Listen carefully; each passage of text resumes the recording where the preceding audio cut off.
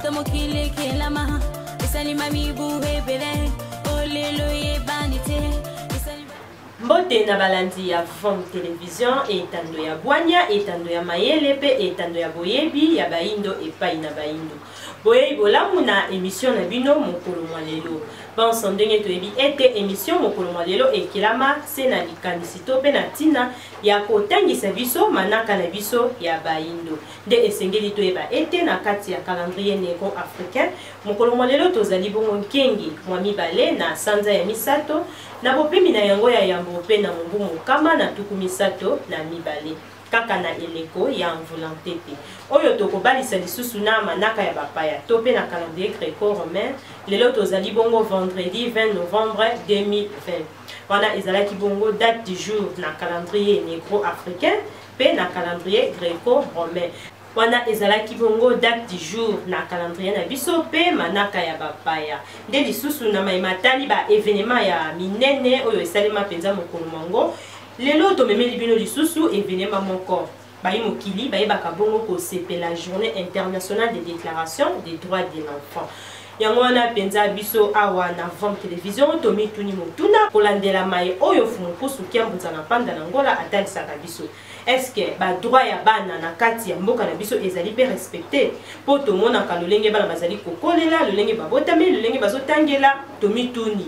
réalité wana ebalani na mokolo yango to pe ebalani na mokolo yango te wana ezalaki bongo événement oyo tomemenaki bino mokolo mwalelo tika ete totombela lisusu baebanso babotama mokolo mwalelo mbotama elamu plus particulièrement tokotombela lisusu mbotama elamu na tata Ntilulu Tabula bae oyo babotamaki penza mokolo mwalelo totombeli bino mbotama elamu pe mokolo yango ezali lisusu mokolo monene mpo na ye ezali mokolo oyo bazali kobalana na nengwa ndinga nkusu totombeli bino bambotama elamu libala elamu mpona bino tika ete tata akeyeli kona siakwa bonko bakisela bino ya mingi bobotana pe bozala malamu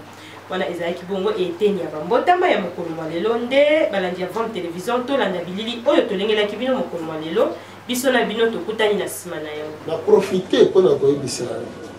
papa Tshisekedi papa Kengo na régime après papa Kengo papa Tshisekedi groupe nyonso oyo ezalaki na 60 bosala effort moko na ntango oyo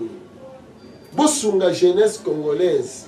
ete pasi na biso eutaka na occident alors ezali temps mpo bacongolais bavanda esika moko dialogue raté oyo boratisaki na conférence nationale souveraine papa Tshisekedi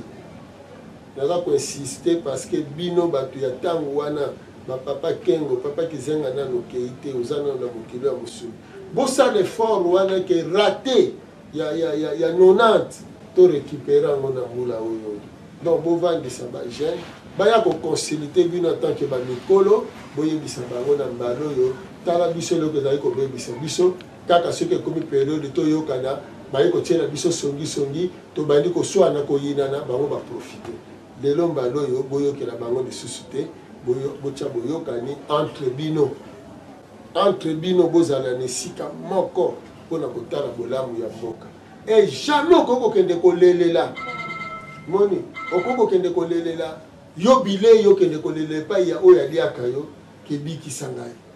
omoni ezalaka te atondo na balandi ya Vom Télévision wana bouti kolanda ezali bongo extrait ya émission oyo fumukusu kiambunza na panda na ngola chef spirituel ya religion africaine Vuvamu atanisaka uta na 2016 ete esengeli tosangana bakulutu babenga baleki batalisa bango bisika nini pasi ezali to remonter lisusu histoire po toyebana kosangana nde wana ezalaki bongo bamai tolengelaki bino na mokolo mwalelo balandi ya Vom Télévision totondi penza bino botondi mingi na attention oyo bopesaki biso tika ete totonda équipe technique mobimba ya Vom Télévision baye oyo basali tokomela bino penza na kati ya bandako totondi bino penza botondi mingi botikala branché na Vom Télévision nkengi elamu na mabota mabino